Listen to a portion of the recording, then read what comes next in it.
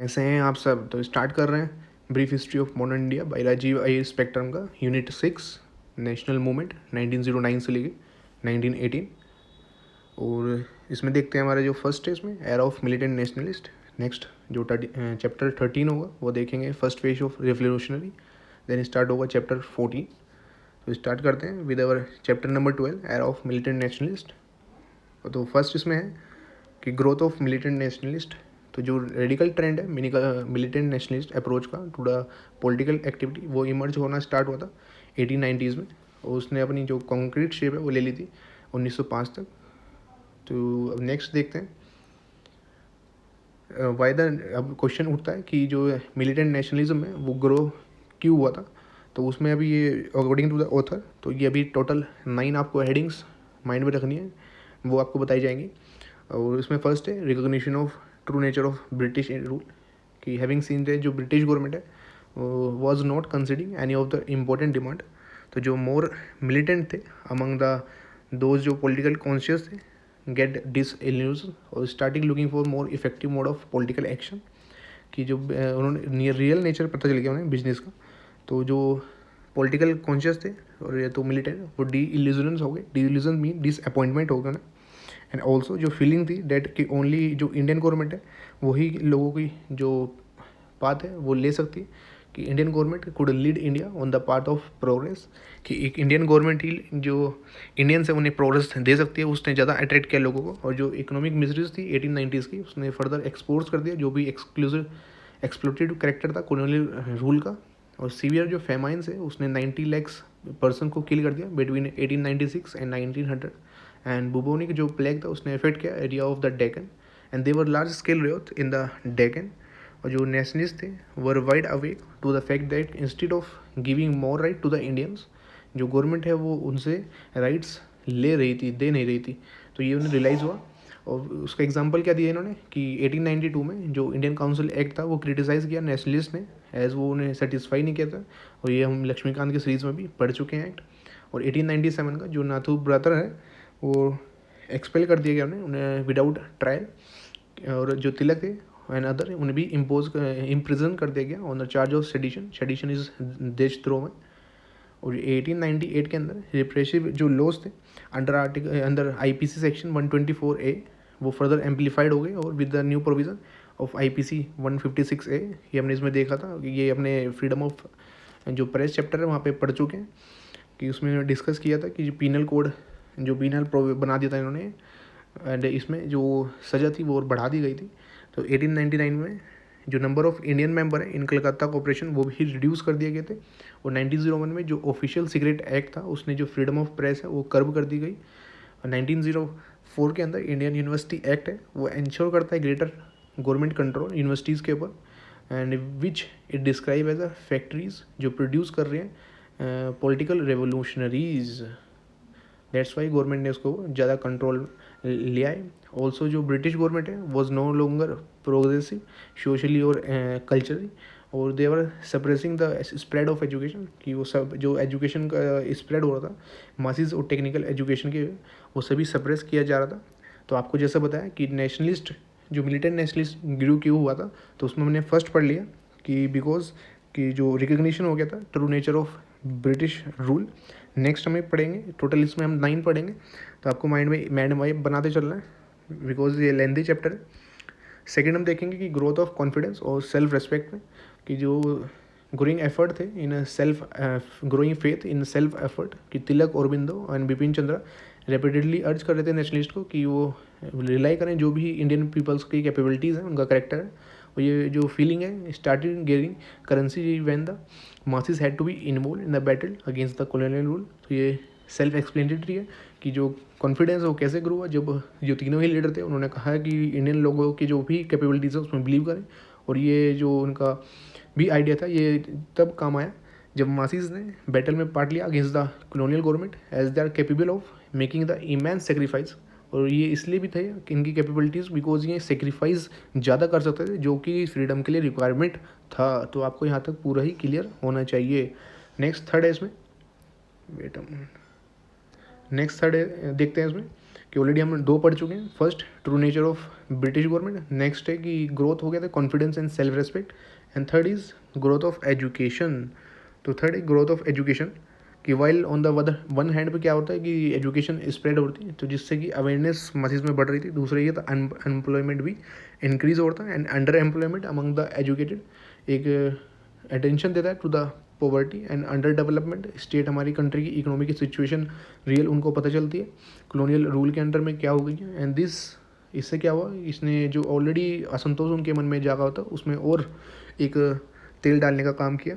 Next हम जो देखते हैं that is fourth, international influence की वजह से भी जो मिलिटेंट नेशनलिस्ट हैं वो गिरे हुए, कि जो रिमार्केबल प्रोग्रेस जो जापान कर रहा था आफ्टर 1868 और and its emergence as a industrial power, उसने लोगों की आंखें खोल दी टू द फैक्ट दैट कि जो इकोनॉमिक प्रोग्रेस है वो पॉसिबल है इवन है कि इन एशियन कंट्रीज़ में भी बिना ही एक्सटर्नल हेल्प के।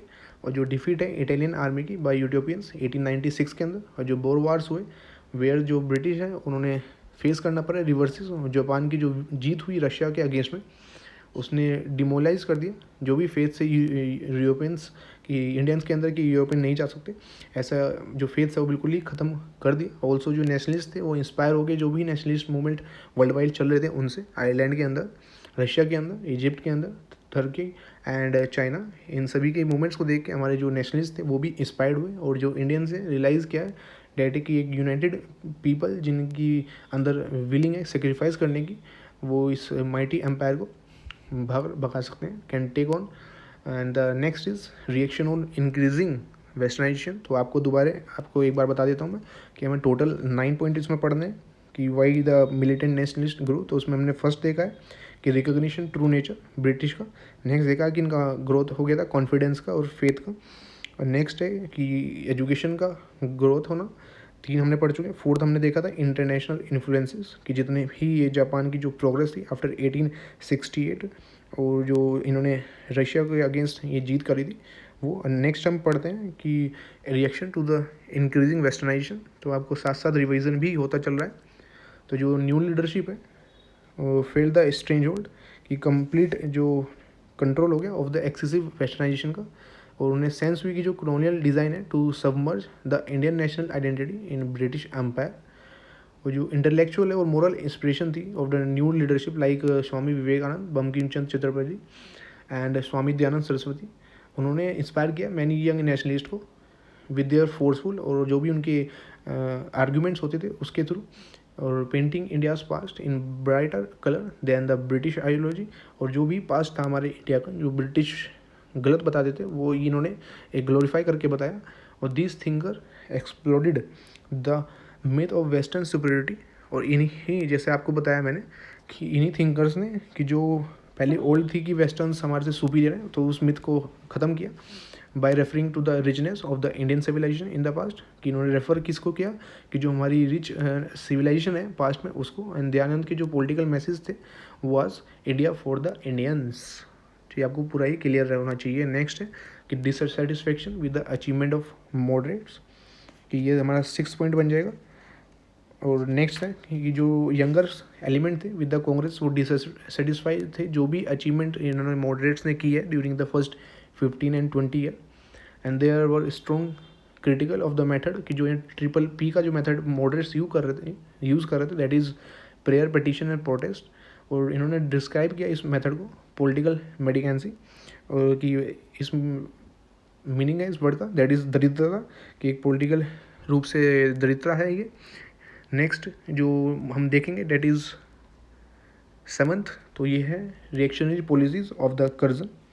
तो जो शार्प रिएक्शन था वो क्रिएट किया गया इन द इंडियन किसके through, by the Curzon 7 year rule जो इंडिया के अंदर उन्होंने किया, which was full of mission commission and omission. और इन्होंने रिफ्यूज़ कर दिया कि वो रिकग्नाइज़ करेंगे इंडिया को एज अ नेशन, और इंसल्ट किया इंडियन नेशनलिस्ट को। और जो भी इंटेलिजेंसिया क्लास वो होती है कि जो इंडियंस हुई उनकी जो सिविल सर्विसेज के पोस्ट में वहाँ पे हैं, by describing their activities as letting up of gas, उसे इन्होंने ये डिस्क्राइब किया।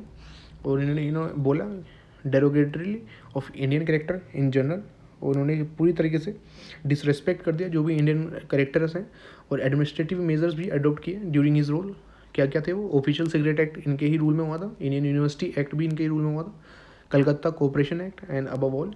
और जो एंड में गवर्नर जनरल्स की जो पूरी भी लिस्ट दी गई और वाइसरेस की, तो उसमें भी आपको एक वीडियो अपलोड हो चुका था पहले कि इनके अंडर में इनका रूल किस टाइम तक रहा था और क्या क्या वर्क किए गए हैं, तो बिकॉज ये इंपॉर्टेंट पूछ लिए जाते हैं।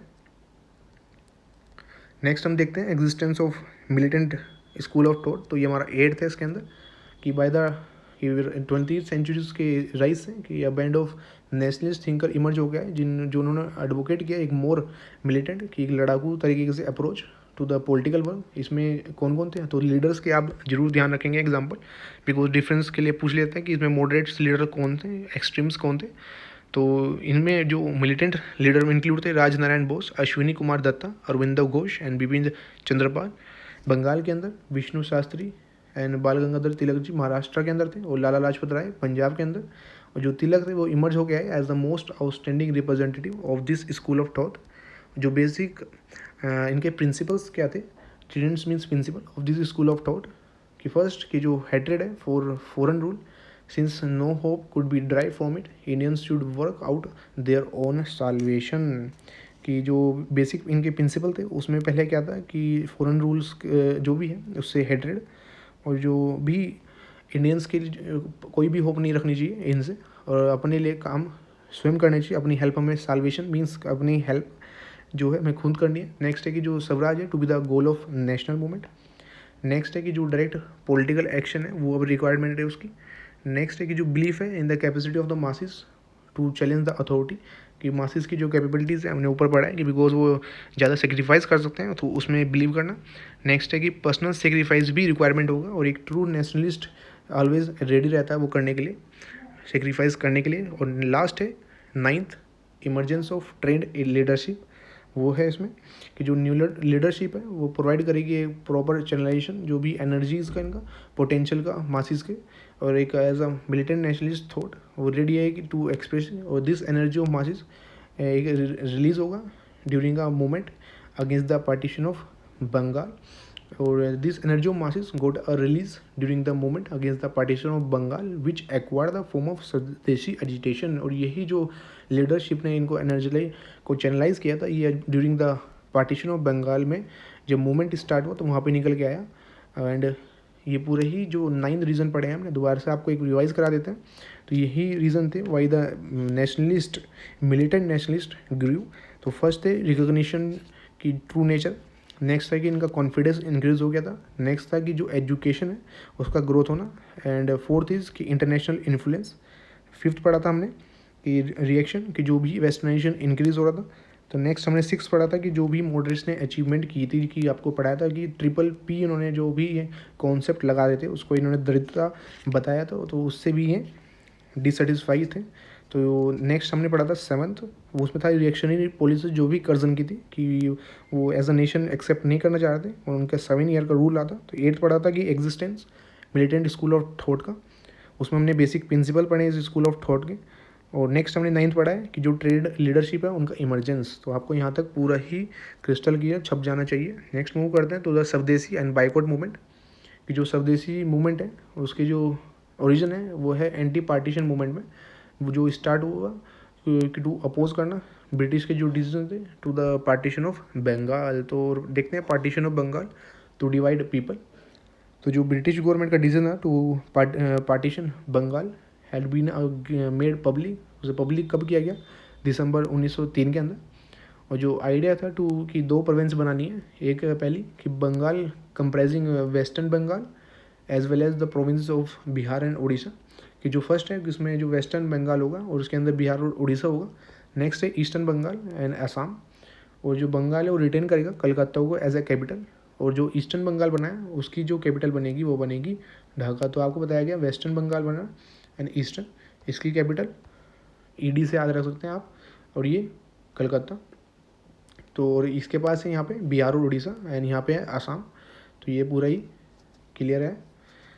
तो जो ऑफिशियल रीज़न क्या था for the decision was that कि जो इन्होंने बताया गया इंग्लिश द्वारा कि जो बंगाल उसकी पॉपुलेशन 78 मिलियन है, जो कि एक 1 एज अ क्वार्टर बैठती है वो पॉपुलेशन ब्रिटिश इंडिया की, और एक बहुत ज़्यादा हिस्सा बन जाता है कि अब इजीली इसको एडमिनिस्टर नहीं कर पा रहे हैं। दैट्स वाई अभी इसको इन्होंने पार्टीशन करना पड़ेगा। And it was also stated that जो पार्टीशन है वो हेल्प करेगा डेवलपमेंट ऑफ आसाम की, जो कई हद तक सच भी था, लेकिन इनका जो सच भी था, लेकिन this was true to some extent. But जो real motive behind the partition क्या था, वॉज सीन कि ब्रिटिश की जो डिज़ायर थी कि जो बंगाल है उसे वीक किया जाए, जो इंडियन नेशनलिज्म की एक नर्व था। And this is sought to achieve by putting the Bengalis, कि उन्हें दो एडमिनिस्ट्रेटिव में रखा गया बाय डिवाइडिंग दैम, किसके बेसिस पे, लैंग्वेज और रिलीजन के बेसिस पे उनको डिवाइड किया गया, कि on the basis of language thus reduce कर दिया बंगालीज को कि एक माइनॉरिटी में बंगाल के अंदर। एज न्यू जो बंगाल उसमें था, उसमें केवल 17 जो मिलियन है वो बंगालीज रह गए थे, जिसमें 37 हिंदू थे और ओरिया स्पीकर थे। तो आप देखते हैं कि यहाँ पे जो बंगाली वो माइनॉरिटी में आ गए, हिंदू ज़्यादा है यहाँ पे और ओरियाज। नेक्स्ट है कि रिलीजन के बेसिस पे कि जो वेस्टर्न हाफ है to be the Hindu majority area कि 42 मिलियन है आउट ऑफ द 54 मिलियन, और जो ईस्टर्न हाफ है उसमें मुस्लिम मेजोरिटी कर दी। तो टोटल तरीके से कि जो बंगालीज हैं वो माइनॉरिटी में ही रहे। तो इस वजह से उन्होंने यही किया कि उनको वीक करना चाहा जो नेशनलिस्ट हैं।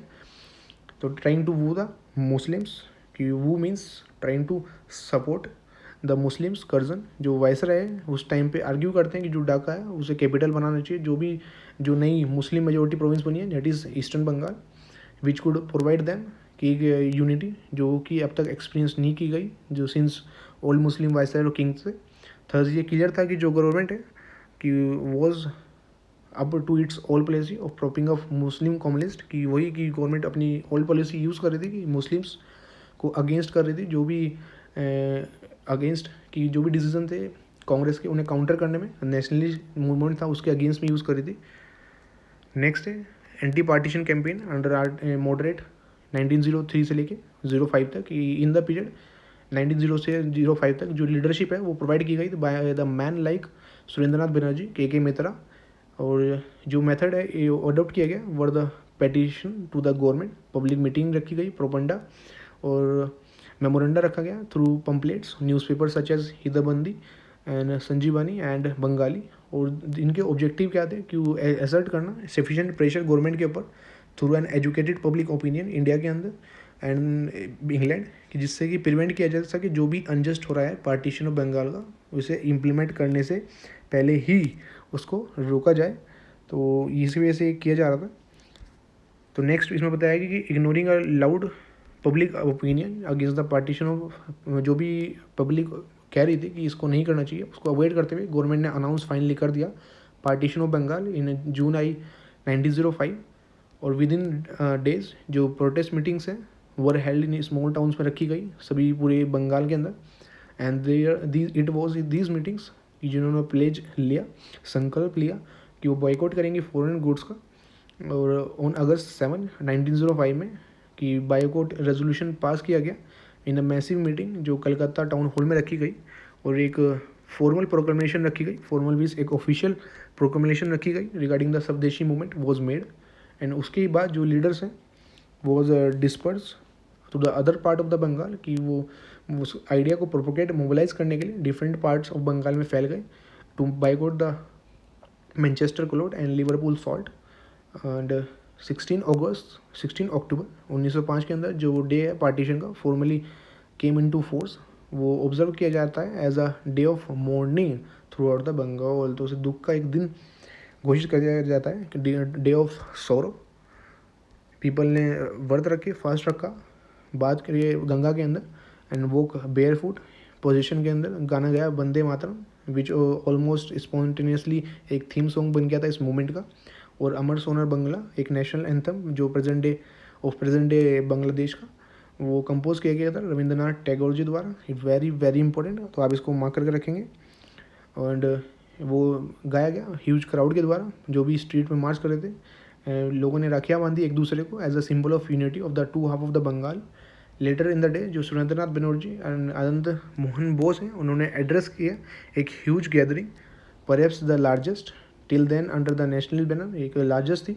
And within a few hour of the meeting ₹50,000 और रेज किए गए इस मूवमेंट के लिए। एंड सून जो मूवमेंट है वो स्प्रेड हो गया other part of the country में, like in Poona and Bombay. Tilak के अंदर में पंजाब में थे लाला लाजपत राय एंड अजीत सिंह।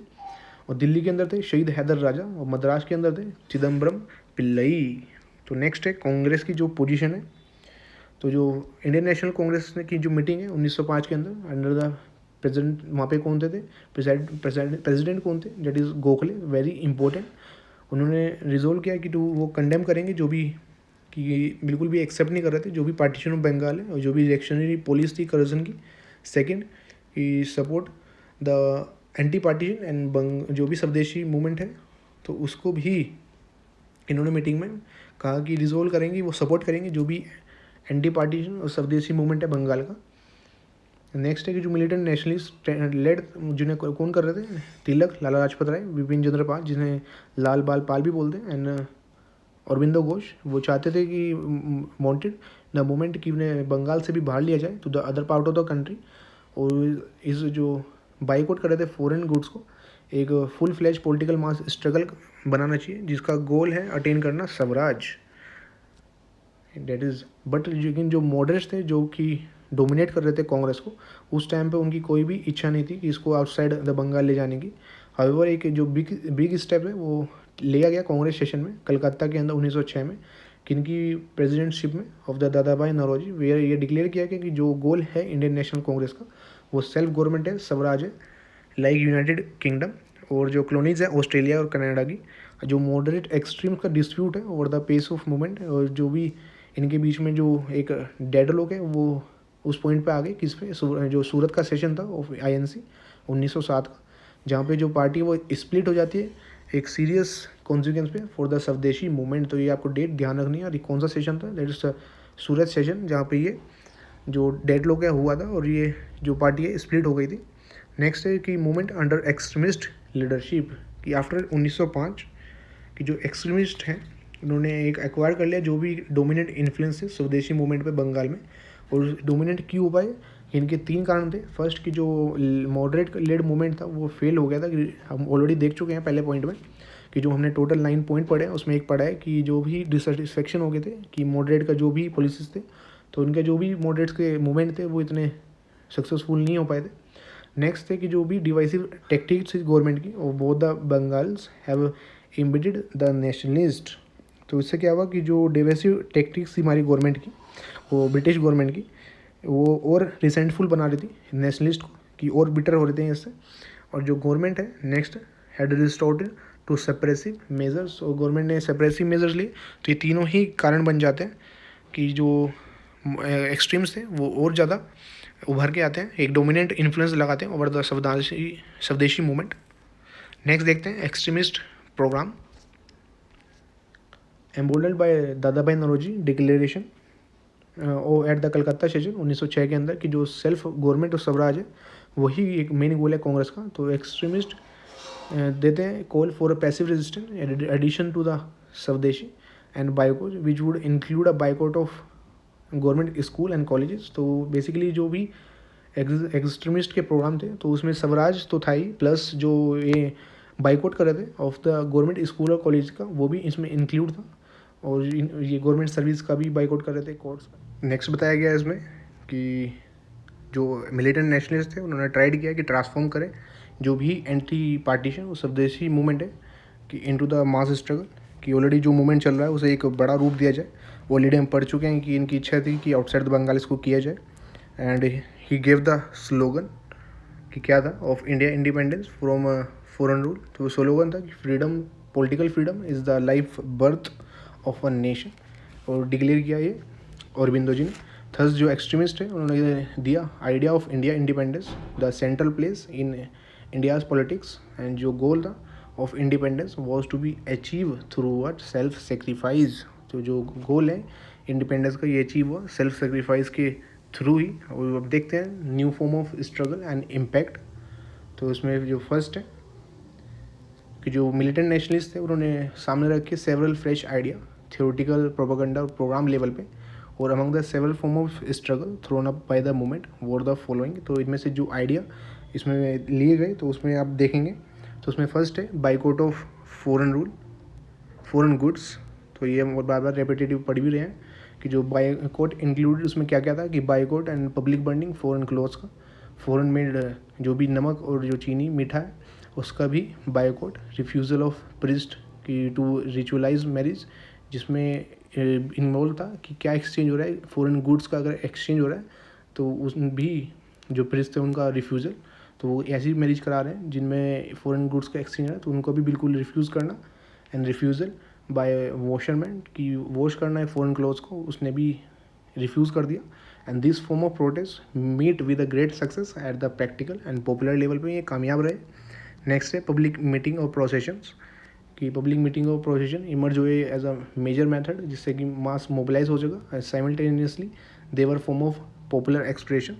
नेक्स्ट है कॉर्पस ऑफ वॉलंटियर और समितिज़, इसमें जो समितिज़ है such as Swadesh Bandhab Samiti of Ashwini Kumar Dutta emerge हो गया ये एक पॉपुलर एक powerful mean of mass mobilisation. And in Tirunelveli Tamil Nadu V O Chidambaram Pillai और Subramania Siva and some other lawyers जिन्होंने फॉर्म किया स्वदेशी संगम, जिन्हें जो इंस्पायर करते हैं लोकल मासिस को। And these samitis generated the political consciousness लोगों के बीच में, किसके थ्रू मैजिक लैंटर्न लेक्चर्स के थ्रू, अपने जो भी आपको बताया प्रीवियसली भी कि जो इंटेलिजेंस क्लास थी वो अपने आर्ग्यूमेंट्स के थ्रू उनको इंस्पायर करते थे, स्वदेशी सॉन्ग के through political providing physical and moral training उनके मेंबर्स को, social works during famines and epidemics, organisation करना स्कूल्स का ट्रेनिंग का स्वदेशी क्राफ्ट्स के अंदर, एंड आर्बिट्रेशन कोर्ट्स। तो ये सभी मेथड्स हैं जो उन्होंने आइडिया थे उनमें से हम देख रहे हैं। नेक्स्ट है कि जो इमेजिनेटिव यूज़ है ट्रेडिशनल पॉपुलर फेस्टिवल्स का और मेलास का, कि आइडिया क्या था कि यूज़ करना हमारे जो ट्रेडिशनल फेस्टिवल ओकेज़न को कि जो भी मासिस हैं उन तक रीच कर पाएँ, क्योंकि हम ज़्यादा अपने रिलीजन अपने फेस्टिवल से ज़्यादा कनेक्टेड रह रहे हैं। और इनको यूज़ करना फर्स्ट कि मासिस तक पहुंच सकें और स्प्रेड कर सकें पॉलिटिकल मैसेज को। फॉर इंस्टेंस जो तिलक थे उन्होंने गणपति और शिवाजी फेस्टिवल्स को एक मीडियम यूज़ किया for spreading swadeshi propaganda not only in western India but also in Bengal. और जो बंगाल है ऑल्सो जो ट्रेडिशनल फोक थिएटर्स हैं वो भी एक फॉर्म बने, वो भी यूज़ किए गए इस पर्पज़ के लिए। नेक्स्ट है emphasis given to self reliance, और जो ये ऊपर हम तिलक जी का शिवाजी वाले पढ़ रहे हैं यही हमने डेवलपमेंट ऑफ प्रेस में भी डिस्कस किया था। तो इसमें है कि जो सेल्फ रिलायंस है और आत्मशक्ति वो एनकरेज किएगी, and this implied reassertion of national dignity honour and confidence, social economic regeneration villages का, कि जो सेल्फ रिलेशन है आत्मनिर्भर की आत्मशक्ति वो एनकरेज हुई और इसने ही जो नेशनल डिग्निटी ऑनर कॉन्फिडेंस है उसको और बढ़ा के दिया। और इन प्रैक्टिकल टर्म्स इसमें इंक्लूड था सोशल रिफॉर्म और कैंपेन कास्ट ऑपरेशन के अगेंस्ट में, अर्ली मैरिज के अगेंस्ट में, डाउरी सिस्टम और जो एल्कोहल का कंजप्शन है उनके अगेंस्ट में। नेक्स्ट है प्रोग्राम ऑफ स्वदेशी और नेशनल एजुकेशन, तो जो बंगाल नेशनल कॉलेज था वो जो इंस्पायर किया गया था बाय टैगोर शांति निकेतन, वो सेटअप किया गया विद अरविंदा घोष, उसके जो प्रिंसिपल थे। एंड सून एक नेशनल स्कूल और कॉलेजेस जो हैं वो भी स्प्रेड हो गए वेरियस पार्ट ऑफ कंट्री के अंदर, कि मतलब सडन इनका राइज हुआ, स्प्रैंग मीन्स सडन राइज। और अगस्त 15, 1906 के अंदर एक national council of education set up की गई, ये ऑर्गेनाइज करे एक system of education literary scientific और technical and on national lines under the national council. Education जो है वो इम्पार्ट की गई through a vernacular medium. And Bengal institute of जो टेक्नोलॉजी है was set up for technical education, and जो फंड है वो रेज किए गए to send the student to Japan, कि फंड रेज क्यों किए कि बिकॉज स्टूडेंट को जापान भेजा गया एडवांस लर्निंग के लिए। नेक्स्ट है स्वदेशी और इंडिजीनियस एंटरप्राइजेस, कि जो स्वदेशी की स्पिरिट थी वो भी also found expression in the establishment of swadeshi text mills, shops and match factories and tanneries, जो भी बैंक इंश्योरेंस कंपनीज थी, शॉप्स थी। और दीज जो एंटरप्राइजेज थे वो बेस थे मोर और पैट्रियोटिक उत्साह के ऊपर देन ऑन बिजनेस एक्यूबन, कि बिजनेस ओरिएंटेड माइंड नहीं, कि पैट्रियोटिक देशभक्ति से ओरिएंटेड ये सभी था। और जो चिदम्बरम पिल्लई का जो वेंचर था नेशनल शिप बिल्डिंग में, और जो उसका नेम है Swadeshi stream navigation company at Tuticorin, however एक चैलेंज देती है ब्रिटिश इंडिया की जो स्ट्रीम नेविगेशन कंपनी है उसको। नेक्स्ट है impact in the cultural sphere, कि जो नेशनलिस्ट थे ऑफ ऑल ह्यूज़ इंस्पिरेशन लेते हैं जो भी सॉन्ग्स थे लिखे गए रविंद्रनाथ टैगोर जी द्वारा, रजनीकांत सेन, देवेंद्र लाय और जो सभी नेम्स हैं इनके द्वारा। जो टैगोर का अमर सोनर बंगला है वो रिटर्न किया गया था ऑन दिस ओकेजन, वो लेटर इंस्पायर करता है जो भी लिबरल स्ट्रगल थी बांग्लादेश की। And was adopted by it as a national anthem, जो बांग्लादेश है उनका नेशनल एंथम है। और तमिलनाडु में जो सुब्रमण्य भारती थे उन्होंने लिखी थी सुदेश गीतम, तो आप ये ध्यान रखेंगे और ये अपने हाईलाइट भी करके रखेंगे। रेपिटेटिव जब आप वीडियो को देख रहे हैं तो क्लियरली आपको ये याद रहेगा। और पेंटिंग्स के अंदर जो अभी निंद्राथ टैगोर है, Abanindranath Tagore broke the domination of Victorian naturalisation over India act scene, और इंस्पिरेशन लेते हैं अजंता मुगल और जो राजपूत पेंटिंग्स हैं जो हम अपने आर्ट एंड कल्चर की सीरीज़ में पढ़ रहे हैं। नंदलाल बोस जो पीछे छोड़ जाते हैं इम्प्रिंट इंडियन आर्ट के, वो फर्स्ट रिसिप्ट थे ऑफ स्कॉलरशिप जो ऑफर की गई थी Asian society of oriental art जो फाउंड हुई थी 1907 में। तो ये पॉइंट आप इम्पोर्टेंट है, ध्यान रखेंगे कि जो नंदलाल बोस थे वो फर्स्ट थे कि जिन्हें स्कॉलरशिप ऑफर की गई थी by Indian society of oriental art, and it's very important point. और साइंस के अंदर जो जगदीश चंद्र बोस थे and Prafulla Chandra Roy and other pioneer original research which was praise the world over. तो आप इम्पोर्टेंट क्या है जो नंदलाल बोस वो आप ध्यान रखेंगे नाम। तो नेक्स्ट जो देखते हैं